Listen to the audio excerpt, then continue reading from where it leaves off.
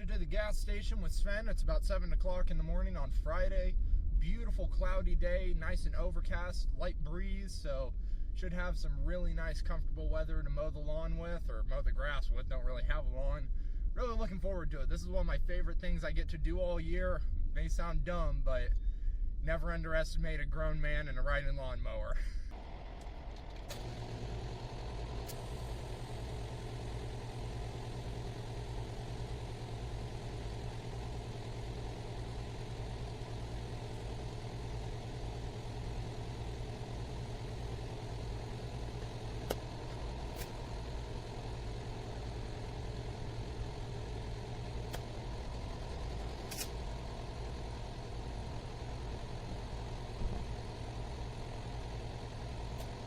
So the 4 tires are on, and this was the back tire that was just going flat all the time.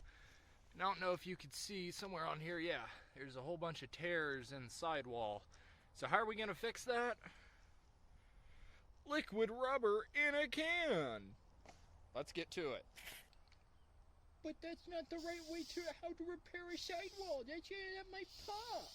Yeah, I'm not riding it on the highway, am I? So I'm not too concerned about it. If it works, it works. Gotta give that a little time to dry, and then we're gonna be off and rolling. There's just one more thing that we need to take care of really quick.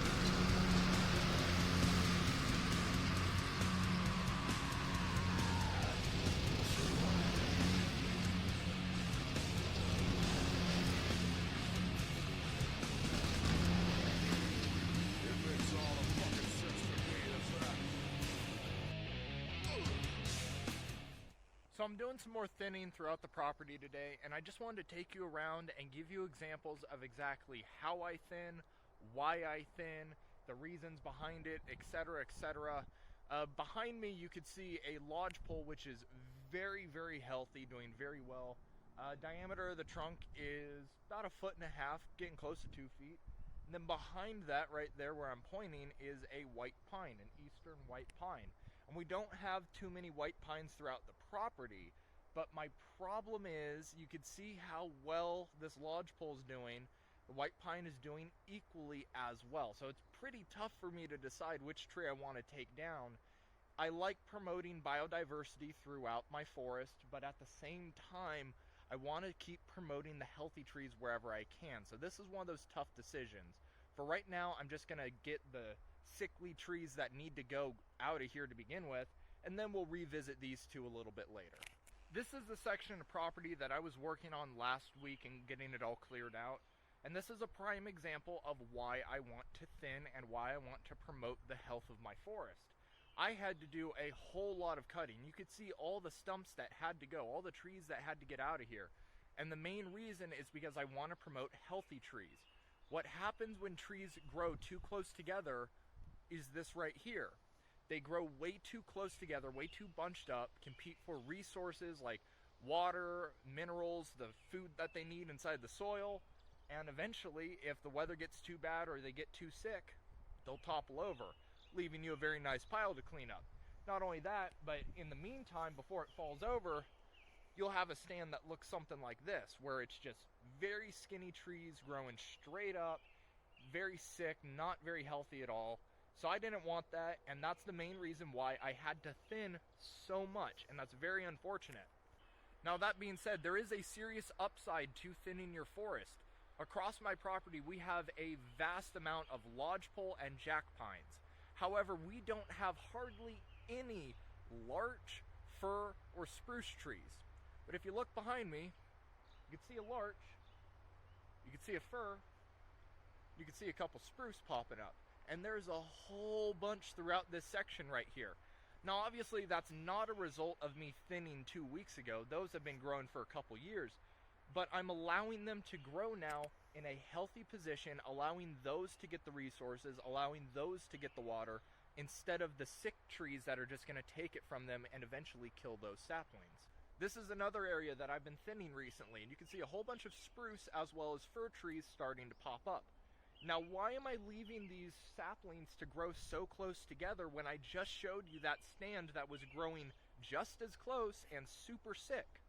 Well, because these are only saplings. Since they're only saplings, I could leave them for a couple years, see which one is growing the best, growing the healthiest, and then pull the rest of them. Not only that, but we also have some pretty harsh winters that can kill some saplings. So rather than leaving one and hoping that that one survives, I can wait maybe 3-4 years, come back, pick out the ones that don't look as good, and then promote that sapling to continue to grow. Just cut this one down and take a look at how much it's leaking, man. Just incredible. 200 beautiful best millimeter rounds freshly loaded up. And there's 300 blackout cases all primed and ready to load tomorrow morning. The only reason I'm slouching right now is to get my whole head, or most of my head, into the shot. Just wanted to talk briefly about how long it takes me to reload or to hand load these rounds, because these are actually brand new, never fired, beautiful virgin brass. We are loading up some 150 grain Spear boat tail soft points. These are awesome 300 blackout bullets, 30 cal bullets really, but in general I love the 150s if I'm doing target and whatnot. But it takes me generally about an hour to an hour 15 minutes to complete 100 300 blackout rounds. Now that doesn't include cleaning the cases, obviously, because that can take hours, if not days, depending on how clean I want to get them, how much I want to tumble them. But as active working time goes, from just resizing, depriming, making sure that the cases are all deburred and chamfered, priming them, powder, seeding bullets, etc., hour to hour 15 minutes. So it doesn't take all that much time to get 100 rounds done. So 300 here, that's going to be just about 3 hours. I'll say 3.5, just to be a little bit conservative. 3.5 hours for these 300 rounds. And I don't think that that's too long. And that is me inspecting every piece of brass before I deprime it and resize it, or in this case, just resize it. That's making sure that every primer is seated properly. That's making sure that every bullet is seated properly. And the way that I do that, I'll show you right here. Obviously, put it in the press, boom. And then when I take it out, just give it a little twist. If you could feel it move, if the bullet feels like it's moving, probably didn't seat it properly. But yeah, it doesn't take all that much time for me to get at least 300 blackout done. The 10 millimeter I load up, that takes a little bit more time because you have to do some more case prep. You have to flare the case out, which adds another step. But overall, it doesn't take too much time to reload. And I do honestly think that it can be a viable way to stockpile if you're willing to put in the time. I have used it as a viable way to stockpile because I'm willing to put in the time. And I'll tell you what, it's pretty nice being able to have a whole lot of ammo on hand, be gaining more ammo on hand, and shoot as much as I want, even while there's a crisis going on and a shortage for ammo. It's a great feeling not worrying about where my next bullet's going to be coming from. So keep that in mind as well. If you're thinking about doing any reloading, it's pretty nice because you should always have some extra brass, powder, bullets, etc., on hand. And I'm right here loading, not worrying about where my ammo's coming from. 300 rounds, all wrapped up, ready to go into the stockpile. Out on the range filming a non-official review that you guys will see in the future, so stay tuned for that. But for now, I'm gonna get shooting.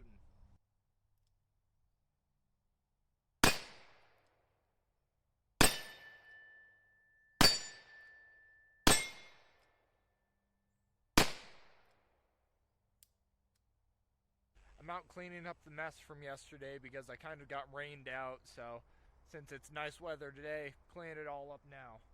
And I think I've made the decision that Mr. Lodgepole is going to have to go. And that's really not an easy choice for me to make. I'll show you the two trees here in a second, but they're both just really great shape, really healthy, but they're starting to crowd each other, so one of them has to go. And I'll turn the camera around and show you. That guy right there, just an absolutely gorgeous lodgepole. Pretty young too. I looked at aerial photos, and this thing probably not even 25 years old, maybe 30 tops, and it's about 40 feet tall. I mean, just incredible, and it really pains me to have to take it out, but you can kind of see the white pine back there behind it, and there's just not too many in this section of the forest.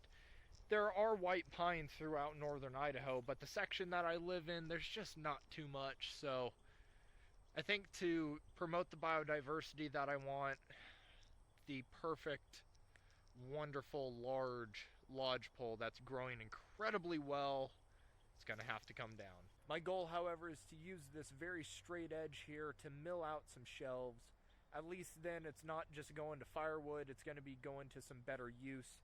That's my hope, at least. We'll see if I'm able to do it, but we'll see. Quick garden update before I leave you for the week. You can see that the potatoes are still sprouting out of that hay, and that's really good to see. I'm glad that we're getting some growth on those. The arugula and spinach, which is right over there behind all those weeds, they're going to be getting clipped here probably within a couple days. The lettuce, the Tango Red, and the green Tango, or regular Tango, whatever it's called, still doing well. We'll be picking that here pretty quick as well. So yeah, that's about it. I'm doing some editing, and I should mention that I did weed my garden right after filming that. But let's do a quick chick update because I haven't shown those guys in quite a while, so let's go. So I do have to clean it tomorrow, so please forgive the mess. But they're all getting fat and happy, doing well.